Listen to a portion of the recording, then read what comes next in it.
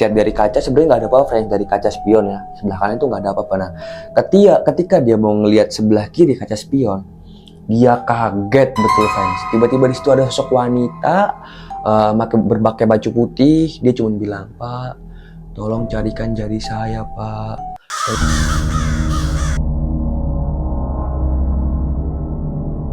Garis Goib, tempat di mana batas antara dunia nyata dan dunia tak kasat mata mulai memudar.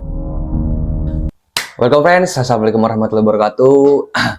Gimana friends, kabar kalian semua? Baik semua kan? Nggak ada yang sakit ya friends ya.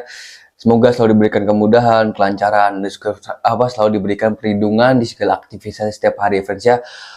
Oke, so tahu lama-lama langsung aja kita masuk ke ceritanya.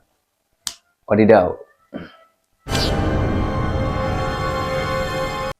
Oke friends, jadi di sini gue akan menceritakan tentang supir ambulan lagi ya friends ya.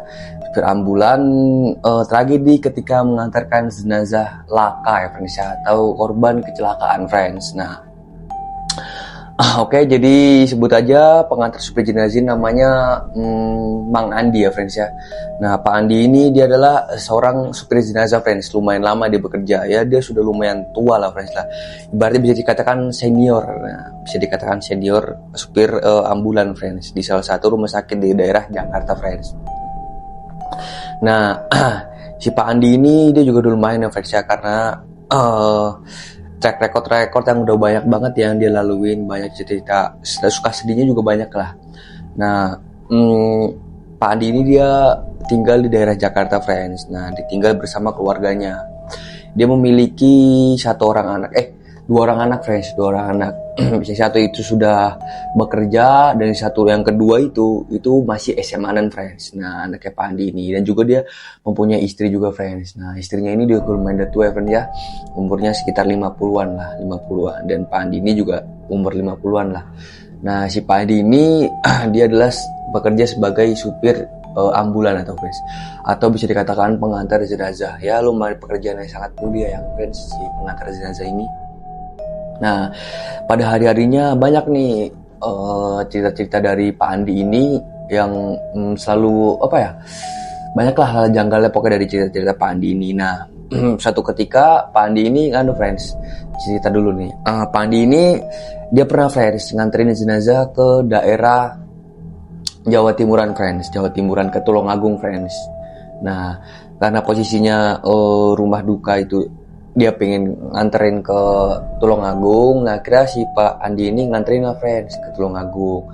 Nah, setelah dia mau berangkat, dia pamit dulu sama istrinya, dia pamit dulu sama anaknya. Cuman istrinya ini punya perasaan gak enak sama sekali ya friends ya. Maksudnya istrinya ini punya firasat yang gak enak. Nah, tapi Pak Andi ini coba buat tenang friends, buat tenang ya, mungkin cuman perasaan aja itu, nggak ada apa-apa lah intinya. Insya Allah aman sampai tujuan dan juga sampai pulang juga aman, gak ada apa-apa. Nah, istrinya akhirnya memperbolehkan lah si Pak Andi ini untuk mengantarkan jenazah ke daerah Tulungagung Jawa Timur ya friends ya. Nah, akhirnya diantarkan lah sama Pak Andi ini. Sebelum dia mengantarkan jenazah ini, Pak Andi ini friends, dia itu ngecek dulu ya friends ya, ngecek dulu keadaan mobilnya gimana, stabil apa enggak. Terus dia ngecek semuanya dari ban, dari mesin, amankah semuanya. Nah, sampai suatu ketika akhirnya dia berangkat friends, berangkatlah dia menuju ke rumah duka friends. Nah, setelah ke rumah duka akhirnya dia berlanjut untuk ke tujuannya friends, yaitu Jawa Timur Tulungagung. Nah, singkat kata akhirnya berangkatlah Pak Andi ini, berangkat naik mobil. Nah, setelah di perjalanan aman-aman aja sih friends, aman-aman aja. Nah, kira karena lumayan buru-buru ya friends, hari sudah mulai gelap, itu jam tujuan, baru sampai seperempatan jalan lah, belum sampai pertengahan jalan, udah mulai gelap harinya. Nah, kira Pak Andi ini mencoba untuk mempercepat lajunya friends. Nah, di tengah-tengah mempercepat lajunya ini friends, nah tiba-tiba Pak Andi ini itu ngerasa kayak ada hal yang janggal friends, Nah, tapi dia tetap fokus nyetir friends, karena kan keselamatan lebih utama ya kan daripada ketakutan. Nah, akhirnya dia fokus nyetir nih. Di sela-sela dia fokus nyetir ini friends, itu dia melihat ada tangan tiba-tiba friends. Nah, dia kaget lah, oh ada tangan. Posisi tangannya itu pas di depan kaca mobilnya friends. Nah, lagi gini, dua tangan gini, tangannya doang friends, nggak kelihatan, ininya nggak kelihatan, pergerak tangannya kelihatan, cuman tangannya doang, ininya doang nih. Nah, dia nemplok nemplok kayak apa ya, kayak stiker lah di depan mobil itu, di nemplok gini. Nah, nemplok. Pandi ini kaget sebenarnya, apa dia berhalusinasi, mungkin karena capek ya friends ya, nyupir terus ya kan. Apalagi pada saat itu dia lagi sendiri friends. Nah sendiri, partnernya ini belum bisa nganterin lah, belum bisa nemenin. Nah dia ngeliat kaget sebenarnya friends. Terus dia baca astagfirullahaladzim, astagfirullahaladzim, apaan ini? Nah akhirnya dia coba untuk fokus lagi. Nah tiba-tiba dari area pintu friends, pintu samping, kan ini supir. Nah samping kiri ini friends, itu tiba-tiba kayak ada sesuatu yang nabrak friends. Jebret gitu friends. Nah entah itu nabrak atau dilempar batu, kurang paham ya friends, tapi seolah seperti itulah ya. Nah akhirnya si Pandi ini kaget dong friends, takutnya mobil ini mepet ke jalur tol atau gimana. Dia berhenti sejenak, dia minggir, akhirnya dia melihat friends. Dan anehnya keadaan mobil ini baik-baik aja friends, tidak ada goresan sama sekali, tidak ada rusak-rusaknya sama sekali, pokoknya baik-baik aja lah keadaan mobilnya ini. Nah singkat cerita akhirnya Pak Andi ini berangkat lah, dia melanjutkan perjalanan. Nah di tengah-tengah sekitaran berapa, di 120 kilometeran lah friends lah. Nah tiba-tiba dia melihat friends, ada perempuan yang menyeberang. Nah kaget lah sontak itu si Pak Andi ini. Nah ngerem dia friends, ngerem mendadak. Nah ngerem mendadak. Nah sambil dibilang astagfirullahaladzim, sambil dia teriak kan, karena kan kaget banget ya. Di depannya ada lewat perempuan ya kan. Nah lewat, terus dia berhenti karena refleks ya kan, takut nabrak. Nah dia berhentilah, dia keluar lagi nih. Pas dia keluar itu nggak ada sama sekali friends, cuman banyak orang lalu lalang di jalan tol itu friends. Nah untungnya friends, jalan tol itu lagi sepi-sepinya ya friends. Maksudnya di belakang itu nggak ada kendaraannya. Coba aja kalau ada kendaraan itu bisa langsung ditobrak dari belakang ya friends ya. Nah maka dari itu Pandi turun, dia ngeliat kanan kiri, ada istighfar lagi. Terus dia inget nih pesan dari istrinya. Mungkin ini ya yang dikatakan apa ya, berarti firasat nggak enak istrinya gitu loh friends. Nah akhirnya udah tambah pikir panjang karena emang dia juga buru waktu ya kan. Jenazah ini mau dianterin, akhirnya dia buru-buru friends ke Tulungagung. Nah setelah sampai di Tulungagung ini alhamdulillah friends, alhamdulillah itu nggak ada apa-apa ya friends ya, nggak ada kejadian aneh. Cuman nggak, pas pulangnya ini nggak ada kejadian apapun. Setelah sampai di Tulungagung, diantarkan jenazah ke rumah duka. Pak Andi ini istirahat sejenak, disuruh ngobrol bersama pihak keluarga, akhirnya dia pulang friends. Nah setelah pulang nih alhamdulillah pas dia nyampe rumah itu nggak ada apa-apa sama sekali friends. Nah nggak ada sama apa-apa sama sekali. Nah oke, akhirnya dia berangkat friends. Dia berangkat menuju rumah sakit karena dia ada. Nah akhirnya Pak Andi ini rumah sakit, dia ngambil job ini, ternyata ada suatu job korban kecelakaan friends, atau korban laka ya friends ya, bisa dikatakan korban laka. Nah akhirnya Pak Andi ini menyetujui friends, dia rela mengantarkan ke daerah Jawa Baratan lah friends, mengantarkan daerah ke Jawa Baratan. Nah, akhirnya pulang dulu nih Pak Andi, dia pulang, dia mandi, akhirnya dia izin sama istrinya, sama anaknya dia izin seperti biasa. Nah istrinya nggak ada firasat apapun, nggak seperti sebelumnya tuh. Nah akhirnya si Pak Andi ini berangkat lah friends, berangkat menuju rumah duka si korban laka ini friends. Nah setelah korban ini ke rumah duka si laka ini, akhirnya di situ Pak Andi cerita lah friends, dia dapat cerita bahwa korban laka ini adalah seorang mahasiswa friends, seorang mahasiswa. Jadi dia ini terkenal baik banget ya friends ya, seorang perempuan, seorang mahasiswa, dia tuh korban laka friends. Nah laka, jadi kronologi kejadiannya itu ketika si korban laka ini, dia ini lagi mengemudi motor ya friends ya, lagi mengemudi motor lumayan kencang karena posisinya itu dia jam 9 atau jam berapa ya, jam 8 atau jam 9 dia pulang dari kerja, mahasiswa tapi dia juga kerja juga, pulang dari kerja. Nah akhirnya secara kebetulan ada mobil yang melintas itu sangat dengan kecepatan tinggi ya friends ya. Nah dengan kecepatan tinggi, entah ini pengemudinya mabuk atau seperti apa, kurang paham. Nah akhirnya di situ friends, dari belakang itu ditubruk friends. Nah ditubruk mental lah si korban ini friends, si yang mengemudi motor ini mental. Akhirnya dia jeduk friends, pokoknya mental sampai keluar pembatas lah friends, karena di sampingnya itu masih apa ya, masih kebun-kebun gitu loh friends, kebun-kebun. Nah si penabrak ini, dia itu tabrak lari friends, melarikan diri ya friends ya. Nah melarikan diri, nggak kekejar tuh friends, nggak kekejar si pelaku ini yang nabrak korbannya ini, nggak kekejar. Nah akhirnya dicari lah friends. Nah setelah dicari lumayan lama friends, terpental lumayan jauh banget ya friends ya, karena kan posisinya gelap. Nah lumayan dicari, akhirnya ketemu friends. Nah di saat ketemu itu dia sebenarnya masih hidup ya friends ya, masih hidup, dia masih bernafas dan juga masih agak mengigau gitu, entah kesakitan, meraung atau seperti apa, dia masih hidup. Nah, tapi ada satu keanehan friend, itu jari telunjuknya itu hilang friends. Jari telunjuknya entah terpentok apa, entah atau apa itu nggak ada ya friends ya. Jadi cuma jari telunjuknya aja nih yang nggak ada. Merinding lagi saya ini cerita kayak gini. Nah akhirnya setelah dievakuasi korbannya, dicarilah friends jarinya itu. Nah setelah dicari itu nggak ada sama sekali friends jarinya friends. Jarinya nggak ada sama sekali. Nah sempat tuh friends pencarian bagian tubuh yang hilang ini, sempat dicari tapi nggak ketemu. Kondisi motor itu friends, masya Allah friends, ringsek parah friends. Kondisi motor itu ringsek parah ya, seperti kecelakaan pada umumnya, cuman ini parah banget ya kecelakaannya. Nah akhirnya dibawa korban ini ke rumah sakit, ke tempat si Pak Andi ini bekerja. Nah akhirnya dibawa ke rumah sakit. Ternyata setelah sampai rumah sakit, si korban ini mengembuskan napas terakhir friends di rumah sakit tersebut. Nah akhirnya sontak setelah Pak Andi ini mendengarkan cerita seperti itu, nah akhirnya si keluarga sebenarnya sedih friends, karena si korban ini atau si pengendara motor, si mahasiswa cewek ini itu dia dikenal sebagai orang yang sangat tanggung jawab friends. Dia selalu membantu orang tuanya, dia selalu membantu adik-adiknya. Dia rela kuliah bayar sendiri friends, masih bekerja juga, dan untuk keluarganya juga ya friends. Jadi si cewek ini, nah keluarganya juga merasa terpukul sekali friends, merasa terpukul dengan kepergian si anaknya ini atau si korban yang tadi ditabrak itu friends.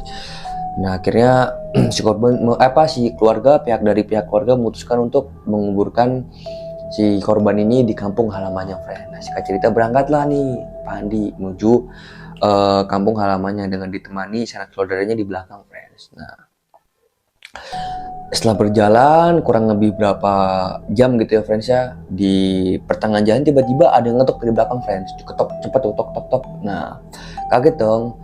Nah kaget, akhirnya minggir lah si Pak Andi ini, minggir, dia berhenti sejenak, terus dia keluar. Ada apa bu? Ini pak, jenazahnya berpindah posisi. Aneh kan friends, dari posisi yang gini tiba-tiba dia bisa miring. Nah berpindah posisi, oh makanya itu. Akhirnya si Pak Andi dan Pak Kogi memposisikan jenazah itu pada biasanya friends, yang kayak biasanya diposisikan. Nah setelah diposisikan itu sampai 3 kali friends, baru berjalan sedikit sekitaran 100-200 meter itu tiba-tiba jenazah berpindah posisi lagi. Heran dong akhirnya si pihak keluarga juga Pak Andi ini heran dong.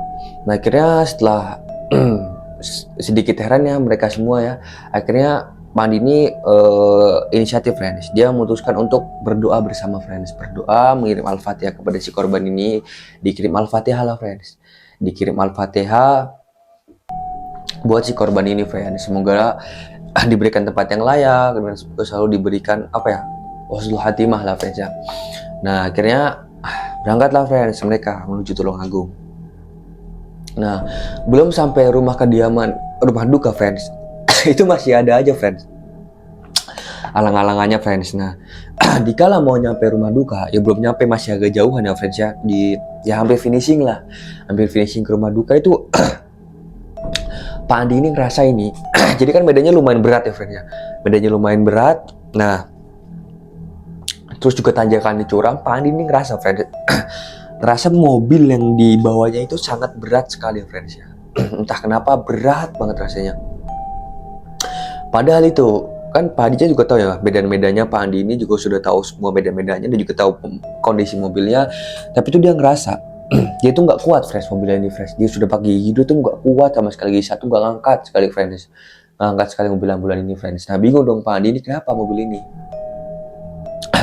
Nah akhirnya mundur lah Pak Andi, itu belum nyampe setengah aja nggak kuat friends. Nah mundur lah, mobil ambulan ini mengundurkan. Nah setelah dia mundur, akhirnya dia mengambil ancang-ancang yang lebih pas. Nah nanjak nih friends, masih kuat friends, belum kuat, sampai 3 kali itu belum kuat ya friends ya.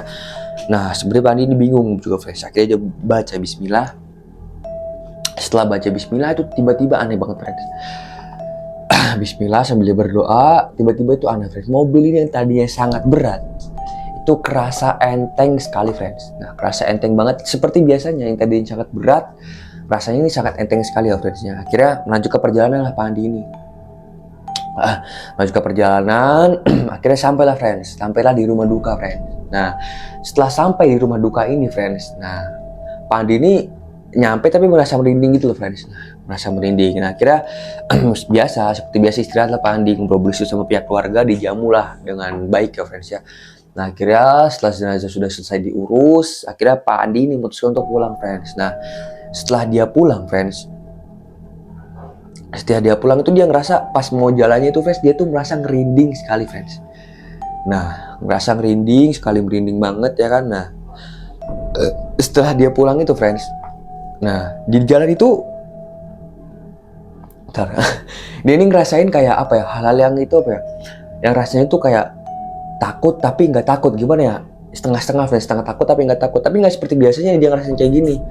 Nah sampai pada akhirnya pas dia lagi nyupir kan, dia berhenti sejenak friend, karena keadaan mobil ambulannya udah kosong. Dia berhenti sejenak untuk membeli kopi lah friend, karena keadaan itu ngantuk banget ya si Pak Andi ini. Akhirnya dia memutuskan untuk beli kopi, mampirlah singgah di warung tersebut. Nah setelah singgah di warung tersebut sekitar lumayan lama lah, 30 menitan, akhirnya Pak Andi pulang lah friends, masuk mobil lagi melanjutkan perjalanan pulang. Nah setelah dia melanjutkan perjalanan pulang, tiba-tiba friends, kan dia lagi fokus di depan nih friends. Nah tiba-tiba ada yang manggil namanya, Pak, suara perempuan lirik sekali friends. Sontak Pak Andi spontan diem dulu. Dia diem, ngerem dulu, takutnya kaget atau apa, dia diem ngerem. Nah akhirnya dia lihat nih friends, lihat dari kaca, sebenarnya nggak ada apa-apa friends, dari kaca spion ya, sebelah kanan itu nggak ada apa-apa. Nah ketika dia mau ngelihat sebelah kiri kaca spion, dia kaget betul friends. Tiba-tiba di situ ada sosok wanita berpakai baju putih. Dia cuma bilang, Pak, tolong carikan jari saya Pak, tolong carikan jari saya Pak. Nah, damn, banget ngeri. Nah akhirnya Pak Andi ini kaget friends, dia nge-freeze, dia mau kabur tapi kan bahaya posisinya pas jalanan tuh lumayan ramai ya. Akhirnya dia cuma bisa diem, nge-freeze, nggak bisa bilang apa-apa. Dia cuma bilang astagfirullahaladzim, istighfar friends. Akhirnya dia istighfar, dia baca sholawat, semua dibaca friends. Ayat kursi dibaca sama semua. Dia sambil merem friends sama dia. Pak Andi ini merem. Setelah beberapa menit itu dia mencoba memberanikan diri untuk melek mata. Itu udah nggak ada lagi friends sosoknya. Jadi di sebelah kiri ini udah nggak ada lagi sosoknya, udah sepi friends, udah nggak ada siapa-siapa. Nah setelah itu melek lah Pak Andi ini, melek lagi, dia istighfar, mencoba menenangkan diri sambil minum air putih ya friends ya. Dia minum air putih, menenangkan diri dulu biar dia bisa fokus untuk mengemudi. Nah setelah bisa mengemudi, akhirnya jalan lah Pak Andi ini, jalan kembali. Nah setelah jalan kembali, nah di tengah perjalanan friends, itu posisi udah tengah malam dan juga jalanan sepi banget ya friends. Tiba-tiba ban belakang itu meledak friends, beder. Nah, ban belakang ini meledak dan tiba-tiba friends, setelah ban belakang ini meledak, Pak Andi turun lah, dia turun mengambil ban serep, didongkrak lah mobil ini, krak. Nah setelah didongkrak, akhirnya udah beres nih friends. Nah udah beres, tiba-tiba ada satu kakek friends, itu di sekitaran dekat area pemukiman lah friends. Tiba-tiba ada kakek memakai sorban putih, dia mendekati si Pak Andi ini. Dia cuma bilang, koinnya kue yang ketempelan. Tiba-tiba dia bilang kayak gitu friends, tanpa adanya tutur sapa sama sekali nggak. Dia cuma bilang, kok ini bocah ini ketempelan, nang kamu ini ketempelan, gitu katanya friends. Kata si kayak kakek ini friends yang pakai sorban. Mang Andi ini kaget friends, karena tiba-tiba kakek ini datang langsung bilang kayak gitu friends. Nah karena Mang Andi ini rada kepo ya friends, saya ditanya, kamu boleh tahu saya ketempelan apa ya mbah? Kamu ketempelan sosok wanita, berambut panjang, umurnya lumayan muda ya. Dia terus mengikuti kamu mas. Kayaknya ada sesuatu yang mau dia sampein atau sesuatu yang dia ingin kasih tahu deh. Nah setelah itu si Mang Andi ini bingung juga friends, karena bingung, kaget juga ya, tiba-tiba ada bapak yang menghampiri dia bilang seperti itu. Dan Pak Andi juga balik tanya. Nah akhirnya dia pamit ya friends sama bapak ini. Sebenarnya suruh mampir friends, dia nggak boleh pulang dulu, tunggu pagi, suruh mampir ya. Mang Andi ini memutuskan untuk mampir friends, mampir dulu. Tapi sebenarnya mampir kan, udah mampir sebentar nih si Mang Andi ini. Setelah mampir sebentar itu friends, dia nggak boleh pulang friends sampai tunggu pagi friends. Nah akhirnya Mang Andi maksa banget untuk pulang. Akhirnya dia pulang. Nah setelah pulang, tiba-tiba Mang Andi ini kepikiran tadi omongan perempuan yang tadi friends. Nah omongan perempuan yang tadi, akhirnya dia coba nih friends, karena dia tahu kan dari keluarga kejadian lokasi kecelakaannya dan juga masih ada garis pos lainnya itu. Nah, akhirnya ke situ friends. Nah, setelah ke situ, dari pulangnya ke Tulungagung, dia ke situ dulu friends, mampir dulu. Nah, setelah dia mampir friends ke tempat kejadian laka itu friends, atau kecelakaan itu, nah dia berhenti friends di situ. Nah, setelah berhenti itu dia ngerasa ya friends ya, dia ngerasa itu kayak ada yang ngarahin friends. Nah, kayak dia ngerasa apa, ngerasa si Pak Andi ini ada yang ngarahin gitu loh friends, ada yang ngarahin bahwa dia suruh ngambil jarinya itu friends. Nah, akhirnya setelah apa namanya, si Pak Andi ini turun mobil, ada yang ngarahin. Sebenarnya dia agak takut juga friends, karena posisi itu gelap, kebun-kebun juga ya friends ya. Nah, setelah kebun-kebun akhirnya dia coba friends, karena dia biasanya nggak bawa senter ya, akhirnya dia bawa senter dong, di senter ini friends, di daerah dia tuh ngerasa kayak ada ngasih petunjuk friends. Nah, di suatu pohon ya friends ya, pohon di situ. Nah, dia tuh ngerasa persis begitu, itu di situ ada jarinya friends, jari si perempuan tadi yang ngecakar itu friends. Nah, akhirnya si Mang Andi ini deketin lah friends, deketin pohon itu. Nah, setelah dideketin pohon itu, di center itu dia fokus ngeliat kanan kiri, ngeliat atas bawah, nggak ada apa-apa ya. Nah, setelah disenterin, dia mencium aroma yang lumayan agak bau gitu loh friends. Nah, akhirnya dideketin lah sama Mang Andi ini. Setelah dideketin tuh dia nemu jari friends. Nah, setelah dia nemu jari, akhirnya dia bingung juga friends sih ngambil mau gimana ngambilnya nih. Nah, akhirnya dia ambil plastik nih friends, dia ambil plastik, plastik ke apa namanya, plastik kayak kecil gitu ya friends, kayak plastik sampah gitu, diambil lah, dicomot lah friends. Sebenernya agak ngeri juga ya kan, apalagi jari manusia ya friends ya. Dicomot gini sama si Bang Andi ini. Setelah dicomot, akhirnya dia balik lagi ke mobil, masuklah ke mobil friends. Sebenarnya dia bingung nih, ini jari mau dikasih kemana atau mau diapain. Nah, akhirnya bingung sebenarnya mau kasih rumah sakit atau masih kemana. Masa dia mau balik ke Tulungagung lagi kan nggak mungkin. Akhirnya dia punya ide nih friends, dia punya ide ngasih ke pihak keluarganya yang ada di Jakarta friends, karena pas itu kan waktu itu dia pengambilan jenazah kan dia ke rumah situ dulu, habis itu dia langsung ke atasan ke Tulungagung. Nah, akhirnya ke situ dulu. Nah, tapi dia pulang dulu friends. Setelah pulang dulu, dia bersih-bersih istirahat sebentar, akhirnya berangkat friends situ naik sepeda motor. Nah, naik sepeda motor akhirnya diselatorin ke situ friends. Nah, dikasih lah friends jari atau bagian-bagian yang tertinggal ini setelah laka atau setelah kecelakaan. Nah, keluarganya sangat berterima kasih friends di situ friends, berterima kasih banget karena Pak Andi ini udah nganterin, terus dia rela mencari bagian-bagian tubuh yang hilang. Nah, akhirnya dikasih lah sama keluarganya ini, dikasih uang friends Mang Andi ini. Padahal Mang Andi ini nggak punya niatan sama sekali friends, nggak punya niatan sama sekali untuk apa ya, ibaratnya dikasih uang atau dikasih apalah gitu. Mang Andi ini nggak ngarepin apa-apa. Nah, tiba-tiba dikasih, dipaksa tuh friends, di muter amplop lumayan tebel lah itu uangnya kan, lumayan tebel, dikasih lah kepada Mang Andi. Ibaratnya ini apa ya, anggap aja di ucapan terima kasih dari keluarga kami Pak, terima kasih sangat ya Pak ya. Nah, kira setelah pulang lah akhirnya Mang Andi ini mutus untuk pamit. Nah, setelah pamit dia sampai rumah. Nah, akhirnya dia punya job lagi friends, mengantarkan jenazah. Nah, lumayan deket situ, cuman beda kabupaten mana gitu, Depok atau bagaimana. Dia ngantarkan, setelah ngantar jenazah ke Depok akhirnya dia pulang friends. Nah, setelah di perjalanan pulang itu friends, nah dia di setelah dia lagi nyopir mobilnya, dia lagi fokus nih nyetir mobil. Nah, dia melihat sosok yang perempuan korban laka tadi friends di pinggir kemudinya friends, di kiri penumpang. Nah, akhirnya dia melirik friends. Nah, setelah melirik akhirnya tiba-tiba perempuan itu tersenyum friends, tersenyum manis seperti ini.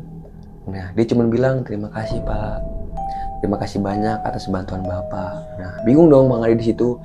Akhirnya dia cuma bilang sama-sama, pokoknya saya selalu mendoakan buat Neng yang terbaik.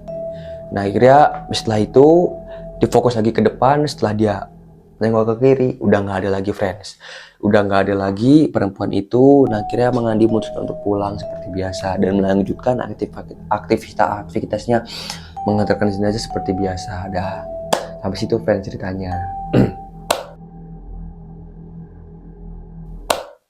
Thank you friends yang udah stay dari awal sampai akhir. Kurang lebihnya mohon maaf ya friends ya. Buat kalian nih yang punya cerita horor atau punya cerita pengalaman pendakian, pengalaman mistis, bisa langsung kirimin ke Gmail bawah ini ya friends ya, ataupun ke Instagram bawah ini. Kurang lebihnya mohon maaf. Wassalamualaikum warahmatullahi wabarakatuh.